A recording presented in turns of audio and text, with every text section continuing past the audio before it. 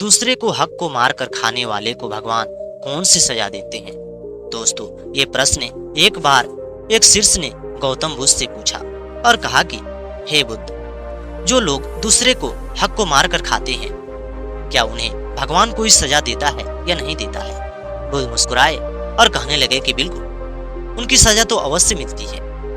उसके बाद वह शिष्य ने कहा कि आप थोड़ा इसे विस्तार से बताइए कि जो लोग दूसरे को हक को मार कर खाते हैं, उन्हें कौन कौन सी सजा मिलती है और किस रूप में मिलती है। गौतम बुद्ध कहने लगे कि ठीक है, मैं इससे जुड़ी एक कथा सुना रहा हूँ, जिस कथा को माध्यम से आप लोगों को मैं समझाने को प्रयास करूंगा और ये बताऊंगा कि जो लोग दूसरे का हक को मार कर खाते हैं, उन्हें भगवान कब और कैसे सजा देता है। एक बार की बात है, एक गांव में दो भाई रहा करते थे।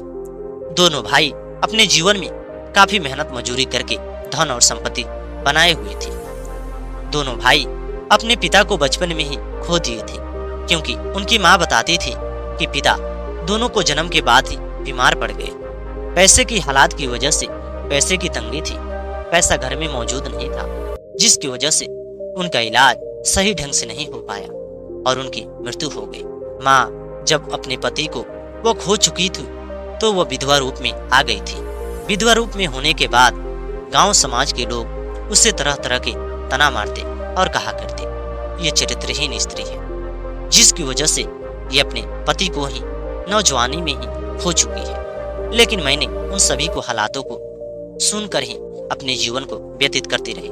समय धीरे धीरे बीतता ही चला जाता है। एक दिन वह दोनों लड़कों को वह माँ शादी कर देती है। शादी करने के बाद वह दोनों अपनी माँ के साथ रहने लगते हैं। एक दिन वह छोटा लड़का अपनी पत्नी से कहता है कि हमने इतना सारा पैसा कमाया और सबसे ज्यादा पैसा तो मैं ही इस घर संपत्ति को खरीदने में दिया हूँ। बड़े भाई तो बहुत कम पैसे दिए हैं। इतने में वह छोटी बहू कहने लगी कि आप इतना सारा पैसे कैसे दे दिए?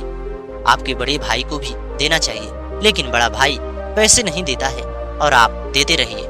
ऐसे में आपको जब बंटवारा होगा तो 1 इंच जमीन भी ज्यादा नहीं मिलेगी। उसने कहा कि देखो, मेरे बड़े भाई मेरे माँ के साथ रहते थे, उन्होंने बहुत ज्यादा दुख और तकलीफ को देखा है।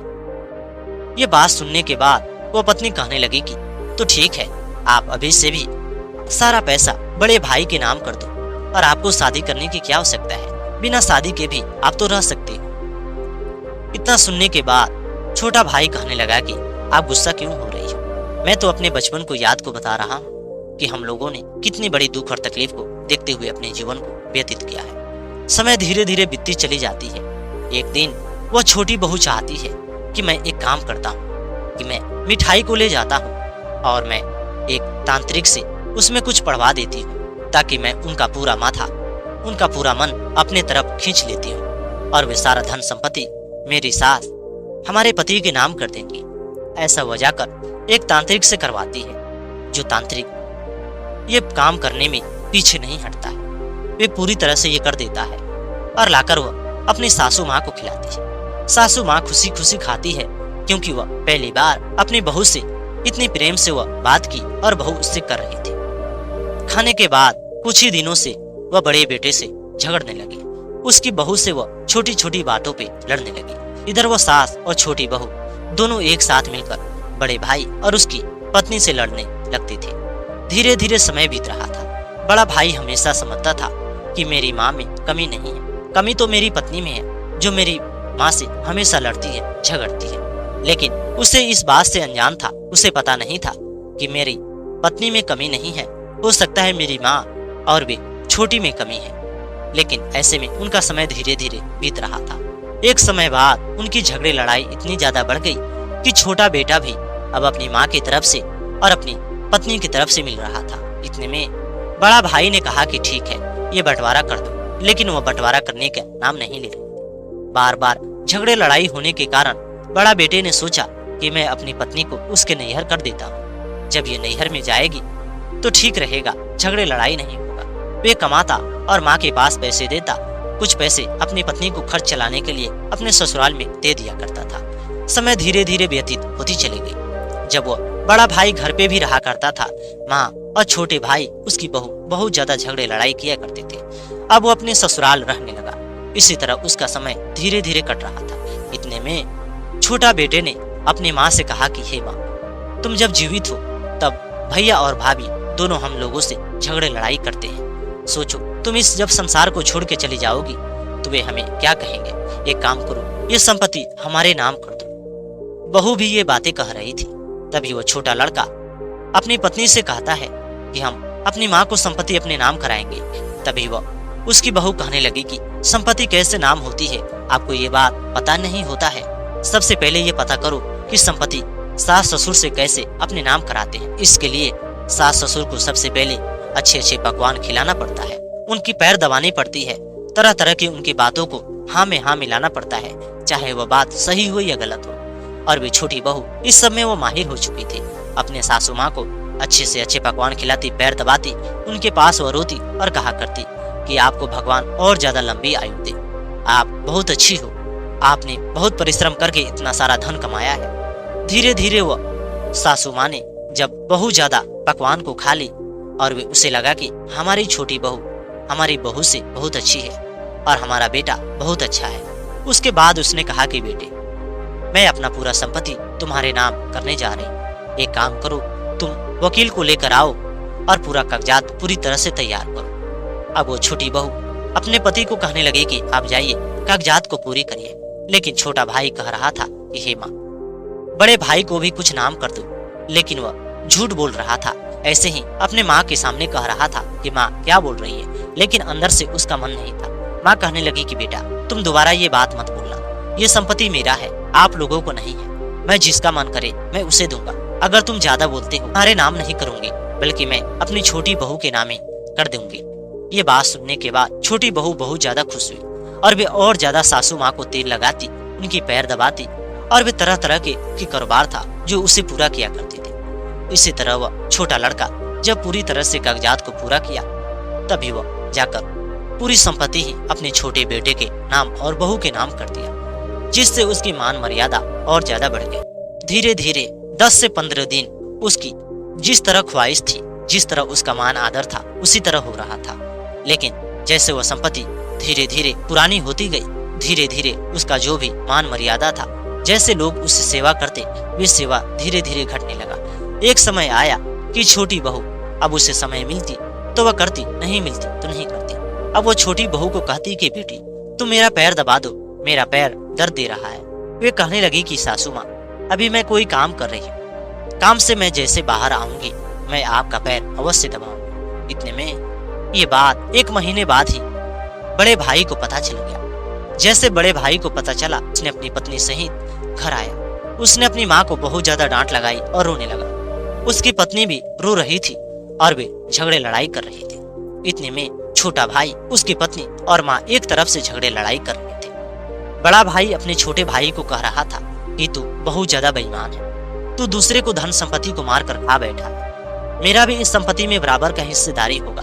छोटा भाई कह रहा था कि नहीं, तेरा हिस्सेदारी कैसे होगा, तू तो कभी शहर में जाके काम भी नहीं किया है, तू तो हमेशा माँ के पास रहता था, तेरा हिस्सेदारी तो नहीं होगा, सारा संपत्ति तो मैंने ही खरीदा।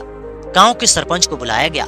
गांव के सरपंच ने बैठक लगाया। उस बैठक में उस बूढ़ी माँ से पूछा गया कि हे बूढ़ी माँ, ये संपत्ति आपने अपने छोटे बेटे और बहू के नाम क्यों किया? आपको अपने बड़े बहू के भी नाम करना चाहिए, बड़े बेटे के नाम करना चाहिए। अगर आप बड़ी बहू के नाम नहीं करना चाहती थी तो बेटे के नाम तो कर ही देती थी, क्योंकि आपका वो बेटा है। तभी वह कहने लगे कि तुम नहीं जानती हो ये मेरा बेटा कैसा है। अगर ये मेरा बेटा होता तो मुझे गाली नहीं देता, इसकी पत्नी मेरे को गाली नहीं देती। रोज ये दोनों झगड़े लड़ाई किया करते थे और बड़ा बेटा उसे डांटता भी नहीं था। लेकिन ये बात सासू माँ बिल्कुल झूठ बोल रही थी, जिसके चलते 5 लोगों ने कहा कि जाने दो, अभी से आप ये संपत्ति इसे दे दो। छोटे लड़कों से कहा गया कि देखो, अगर माता पिता से गलती हो जाती है तो आपको कुछ संपत्ति वापस कर देना चाहिए। लेकिन उसकी बहू कह रही थी कि नहीं, हम लोग 1 कौड़ी नहीं देंगे, चाहे ये कुछ भी कर ले। पंचायत खत्म होने के बाद वह दोनों भाइयों में झगड़े लड़ाई हो गई। झगड़े लड़ाई खत्म होने के बाद वह बड़ा भाई कह रहा था कि हे माँ, अभी से आप कुछ संपत्ति दे दो। लेकिन वह संपत्ति नहीं दे रही थी और बेटे को देने से इनकार भी कर रही थी। इसी तरह वह बड़ा बेटा घर छोड़कर, गांव छोड़कर ससुराल जा रहा था। एक दिन एक मुखिया ने उसे रोका और कहा कि बेटे, एक सरकारी फंड है, ये सरकारी फंड आप ले लो और एक रास्ते के काम करा दो, इससे कुछ पैसे मुनाफा होगा और मैं कुछ पैसे तुम्हें जोड़ कर दे देता हूँ। इसी गांव में एक छोटी सी झोपड़ी बना लो। अगर ससुराल में तुम्हें महल भी मिल रहा है तो आपको महल में नहीं जाना चाहिए, क्योंकि उस महल में इज्जत प्रतिष्ठा नहीं होता है। और गाँव में एक झोपड़ी मिल रही है जो टूटी झोपड़ी है, उस झोपड़ी में तुम्हारा मान मर्यादा बहुत अधिक होगा। उनकी बात समझ में आ गई। वे पहले ससुराल में रहा करता था तो उसके बच्चे उसके साला के बच्चे से लड़ जाते, झगड़े लड़ाई हो जाती, बात विचार बढ़ जाता। ये सब सोचने के बाद उसने वहीं पे रुक गया। वे सड़क के निर्माण में काम करने लगा। कुछ पैसे इकट्ठा हुआ और उस मुखिया ने पैसे दिया और वे अपना झोपड़ी बना लिया और वे गांव में ही मेहनत मजदूरी करने लगा। धीरे धीरे गांव में अब उसे मकान बनाने के भी काम मिलने लगे। इधर वो छोटा लड़का शहर में काम करता, उसकी पत्नी घर में सारा पैसा उड़ाया करती थी, अपने नैहर में पैसे दिया करती थी। अब सासू माँ को दुख होने लगा, न उसका पैर दबाती न उसे बीमारी का इलाज कराती। अपने बेटे से वो बात करने को कहती तो बात करने भी नहीं देती। एक दिन बेटा परदेश से घर वापस लौटा था। माँ चिल्ला रही थी, कराह रही थी। जब वो माँ से पूछा कि माँ क्या हुआ, तभी उसने बताया कि तुम्हारी बहू तुमसे बात भी करने नहीं देती है और मैं जब भी बात करने को कहती है कि नहीं अभी बात नहीं करना है और मैं बीमारी से मर रही हूँ और वे इलाज भी नहीं करा रही। छोटे लड़के ने इलाज कराने लेकर गया, लेकिन इलाज कराने में मोटी रकम खर्च आ रही थी। छोटी बहू कहने लगी कि ये हमारी सिर्फ माँ नहीं है, हमारी सास नहीं है, ये तो बड़े भाई का भी है। लेकिन छोटा भाई जान रहा था कि सारा संपत्ति तो मैं ही हड़प रहा हूँ, तो इलाज तो मुझे ही कराना पड़ेगा, लेकिन मोटी रकम खर्च आएगी। वो अपनी माँ से कहने लगा कि हे माँ, अब तो तुम इस संसार को छोड़ के जाने वाली हो और तुम्हारे शरीर में बहुत ज्यादा पैसा लगेगा, तब जाके तुम ठीक होगी। इससे बढ़िया है तुम थोड़ी बहुत और ज्यादा दुख और तकलीफ को काट लो। इस संसार में कोई भी जिंदा रहने नहीं आया। इतने में उस माँ को बहुत ज्यादा आंख से आंसू आता है और वे कहती है कि बेटा सही कह रहे हो, मैंने जैसा कर्म किया है वैसा ही फल मुझे भोगने को मिल रहा है। मैंने एक बेटे को संपत्ति दे दी, दूसरे बेटे को नहीं दिया, जिसके लिए भगवान मुझे आज इस हालात में छोड़ चुके हैं। धीरे धीरे उसे बीमारी इस तरह लग गई कि वो बहुत ज्यादा रो रही थी। किसी ने जाकर उसके बड़े बेटे से ये बात बताया। उसके बड़े बेटे के अंदर से आत्मा रोने लगी। उसने अपने आप को नहीं रोक पाया, दौड़ के अपने माँ के पास गया, उसे उठाकर घर लाया। इधर उसकी बहू ने जब ये देखा, उसे रोना आया और वह अपने पति को बोल रही थी और कह रही थी, ये आपने इसे क्यों लेकर आया? अगर ये आपकी माँ होती, हम इनके संतान होते तो ये हमें संपत्ति देती। लेकिन वह कहने लगा कि जाने दो। बहू भी बाद में मान गई और वे दोनों ने इलाज कराया। उसमें बहुत सारा पैसा लगा। उसने 1 कट्ठा जमीन बनाया था, उस जमीन को उसने बेच दिया और बेचने के बाद माँ को इलाज कराया। गांव के लोगों ने जब ये सब देखा तो सरपंच ने आया और कहा कि बेटा तुम इस स्वर्ग के हकदार हो और जो तुम्हारा भाई है उसकी पत्नी है वे नर्क के हकदार है। सारा संपत्ति हड़प के बैठी हुई है, सारा संपत्ति की मालकिन है, उसके बावजूद भी ये तुम्हारी माँ को इलाज नहीं कराई। अब तो बूढ़ी माँ को सारे लोग भी लटार रहे थे और कह रहे थे, तुम कैसी माँ हो, देखो तुमने जिसके संपत्ति दिया उसे वह संपत्ति ले तो चुका है, लेकिन तुम्हारी बीमारी में काम नहीं आ रहा है। अगर आप दोनों बेटे को बराबर देती तो क्या हो जाता। लेकिन बड़ा बेटा कहने लगा कि आप लोग अभी से कुछ मत कहिए, मेरी माँ से गलती हो गई है। हम और हमारी पत्नी ने हमारी माँ को माफ कर दिया है। देखते ही देखते माँ ने दुआ देती गई और एक समय आया कि उस लड़के को और ज्यादा काम मिलता चला गया और बड़ा बेटा उस गांव में अमीर बनता चला गया। जो छोटा लड़का था, जो अपनी माँ से पूरी संपत्ति ही लिखवा चुका था, अपने नाम करा चुका था, वे धीरे धीरे गरीबी के हालात में चला गया। गरीबी की हालात इसलिए हो गया कि उसकी पत्नी खाने पीने की और पहनने की बहुत ज्यादा शौकीन थी और अपनी संपत्ति अपने भाइयों में दे दिया करती थी। इसलिए उसकी जिंदगी ऐसे ही बीत रही थी। कुछ समय बाद जब उसके संतान हुए तभी उसकी माँ भी इस संसार को छोड़ के चली गई। लेकिन गांव समाज के लोग देख रहा था, जो छोटा भाई था, उसकी पत्नी थी, उसके संतान उसे बुढ़ापे में बहुत ज्यादा परेशान कर रहे थे। कोई उसे नहीं समझ रहा था। उसके रहते हुए सारे लोग भी संपत्ति ले चुके थे और उन दोनों बूढ़े व्यक्ति लोगों को बहुत ज्यादा दुख और तकलीफ हो रही थी। ऐसा दुख और तकलीफ हो रही थी कि खाने पीने को भी नहीं मिल रहा था। इसलिए जो लोग दूसरे को संपत्ति को मारकर अपने तरफ बना लेते हैं, दूसरे को संपत्ति को हड़प लेते हैं, उनकी सजा यही होती है। बुढ़ापे में लोग उन्हें बहुत ज्यादा परेशान करते हैं और साथ में उनका बेटा भी उन्हें बहुत ज्यादा परेशान करता है। तभी वो गौतम बुद्ध उन्हें बताते हैं और कहते हैं कि बच्चों, जो लोग दूसरे को हक कर मार कर खा लेते हैं तो भगवान उन्हें ऐसे ही सजा देते हैं। बुढ़ापे में उन्हें कोई नहीं पूछता, तरह तरह की बीमारी होती, कोई उनका साथ नहीं देता। और जो लोग ये बातों को बर्दाश्त कर लेते हैं, अपनी माँ से जब उन्हें गलती हो जाती है वे सह लेते हैं और वे आगे बढ़ते चले जाते हैं। इसलिए हम सभी को ये सोचना चाहिए कि अगर हमारी माँ हमें संपत्ति दे रही है तो हमें संपत्ति नहीं लेना चाहिए, क्योंकि उसमें हिस्सेदारी हमारी बहन और हमारे भाई को भी होना चाहिए। यह बात बताने के बाद उन्होंने कहा कि बच्चों, क्या आपके प्रश्नों का उत्तर मिल चुका है? उसने कहा कि हे गुरु, ये प्रश्न काफी कीमती था और इस प्रश्नों का उत्तर इससे भी ज्यादा कीमती है।